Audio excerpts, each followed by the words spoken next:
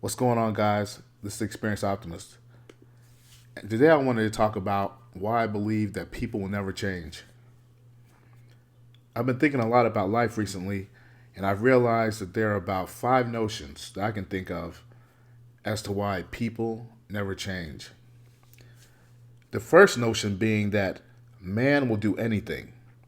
He will enslave those in society, he will con other men, he will destroy entire communities just for access to women. Likewise, women will do anything. She will enslave those in society. She will con people. She will destroy entire communities just for access to wealth, power, and attention. And even if many men become aware of this fact and rise above this preconditioning, there's always an entire generation of children, or as one woman referred to them, crotch goblins, that will be born with the same instinctual yearnings. Without any prodding, the boys will eventually yearn for female affection, and the women will court attention.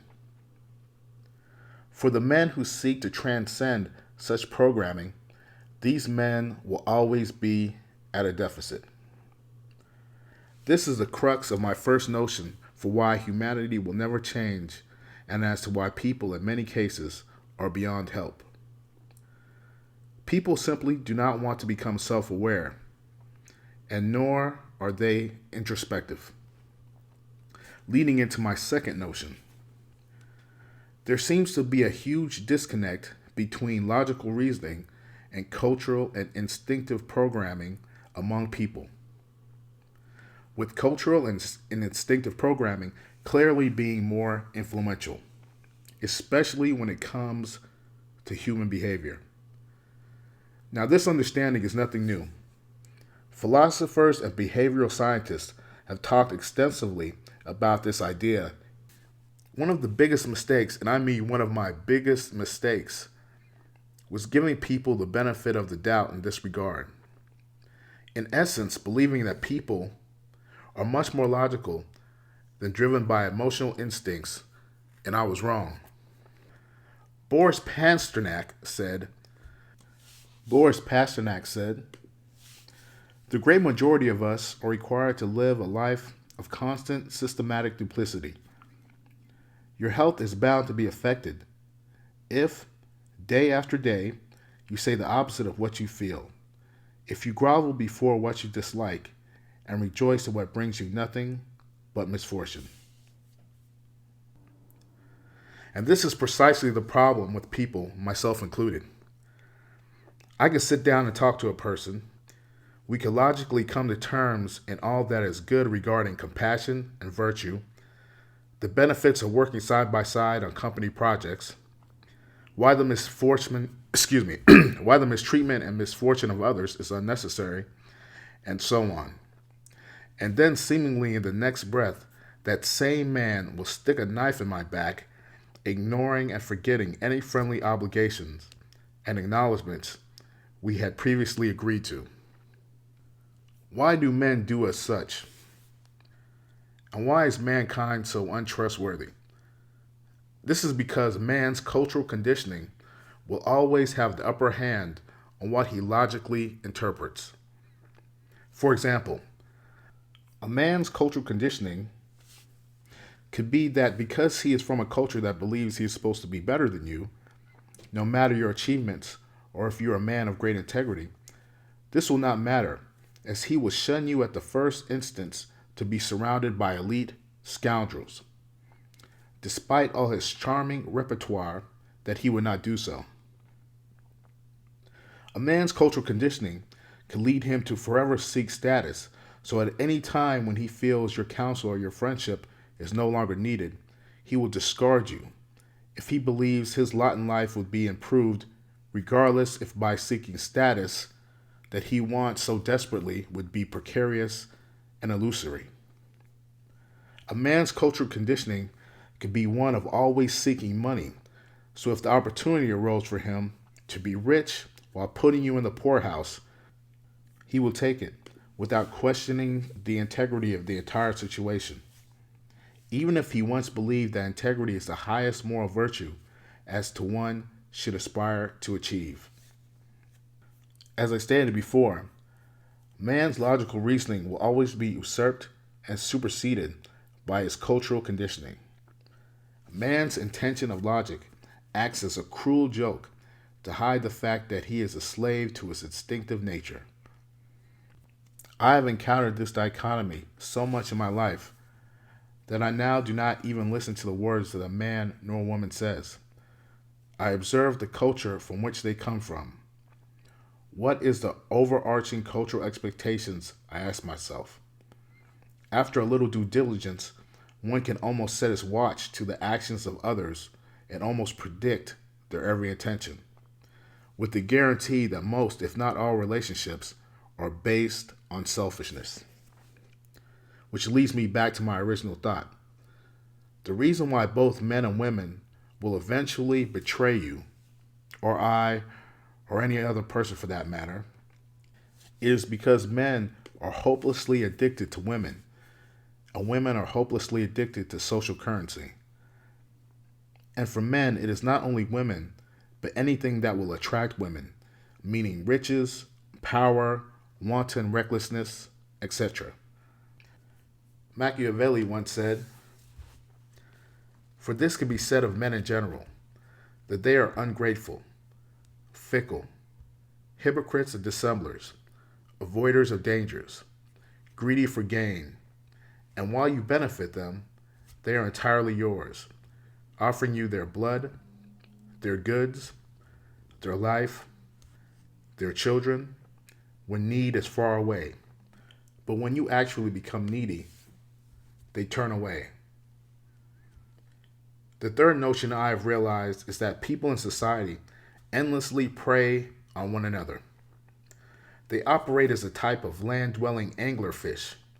For those who are unaware, anglerfish are a type of deep-sea dwelling fish that use a light extension protruding from their body, normally their head, to attract prey for them to feed upon.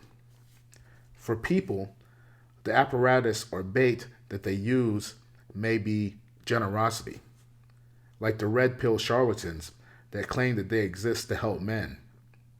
For others, it is religion, business experience, new age wisdom, financial acuity, and the list goes on and on. People lure you in with one of these social apparatuses, and then they extract from you as much as they can. It is because of this reason why I believe that most people only pretend to be good, but are seldom good themselves. Now, there are good people, but truly nice people in society, and the naive seem to act as a glue that holds this system together. Another reason why, for those seeking to transcend cultural programming, must live apart from people, because if you do not, you will most likely become sustenance for the masses. The fourth notion I've noticed is that people are addicted to struggling. They will talk on and on about what ails them, how they cannot escape a certain situation, and when you give them a clear, meaningful way out of their predicament, they will ignore your advice. Instead, they will seek to engage in overblown schemes and projects that land them right back into the same predicament.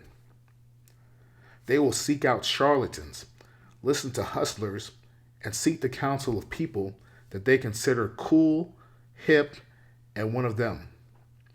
Even if that person they consider to be one of them only serves to uphold the status quo. This is part of the dichotomy that I spoke about earlier. They say they want one thing, you give them a clear plan to success, and they ignore it. The truth of the matter is that these people never really wanted help. They are another type of land-dwelling anglerfish. What these people really want is to siphon time, energy, and attention away from you. If you really want to help people from a distance is what I found. Help them in such a way that they cannot influence or detour your own success. Otherwise, as discussed in Notion 1 and Notion 3, you will become prey to the people you intend to help. Which leads me to my fifth notion. As a man, your ultimate goal in life should be to build a life with the end goal being able to attain true freedom. Like I spoke about earlier, most men aim to attain those things that only enslave them. Men should seek out a lifestyle that allows him to get up and do whatever he wants to do on any particular day. If he would like to do woodworking, for example, in the morning, and music production in the evening, this man should have the freedom to do so. There's a quote that states, "Some people think they can find satisfaction in good food, fine clothes, lively music, and sexual pleasures. However, when they have all of these things, they are not satisfied. They realize happiness is not simply having their material needs met. Thus, society has set up a system of rewards that go beyond basic material goods. These include titles, social recognition, status, and political power, all wrapped up in a package called self-fulfillment. Attracted by these prizes and goaded on by social pressure, people spend their short lives tiring body and mind to chase after these goals. Perhaps this gives them the feeling that they have achieved something in their lives, but in reality, they have sacrificed a lot. They can no longer see, hear, act, feel, and think from their hearts. Everything they do is dictated by whether it can give them social gains. In the end, they spent their entire lives following other people's demands and never lived a life of their own. How different is this from the life of a slave or a prisoner?" So instead, if one wants to be an engineer, for example, one should not rack up enormous debt and then work until he is retirement age, paying off his loan, an overpriced home, or hanging around vapid friends. No, instead a man must cultivate a strategy for going to college, getting his engineering degree, with the intention of paying off the loan as soon as possible, saving as much money as possible, and moving to a place to pursue his true passions and hobbies outside the rat race. If that means sleeping on a friend's couch for 5 or so years while he saves up hundreds of thousands of dollars, so be it. If that means foregoing advancements in a company that will have you working 60 hours a week until burnout, so be it. If that means sacrificing friendships so that you may be free in 6 to 8 years, so be it. Men today have to think critically if he wants to escape the plantation, aka the rat race, aka the matrix. However, the saddest part about life, why it seems that life is such a cruel joke, why most men will never leave the plantation, it is because they are hopelessly addicted to their own servitude, as explained by notion number 1. I wanted to end this video by a quote by Mikhail Bakunin. "Slavery may change its form or its name. Its essence remains the same. Its essence may be expressed in these words: to be a slave is to be forced to work for someone else, just as to be master is to live on someone else's work. In antiquity, just as in Asia and Africa today, as well as even in a part of America, slaves were, in all honesty, called slaves. In the Middle Ages, they took the name of serfs. Nowadays, they are called wage earners. The position of the latter group has a great deal more dignity attached to it, and it is less hard than that of slaves. But they are nonetheless forced by hunger as well as by political and social institutions to maintain other people in complete or relative idleness through their own exceedingly hard labor. Consequently, they are slaves, and in general, no state, ancient or modern, has ever managed or will ever manage to get along without the forced labor of the masses. Either wage earners or slaves, as a principal and absolutely necessary foundation for the leisure, the liberty, and the civilization of the political class, the citizens.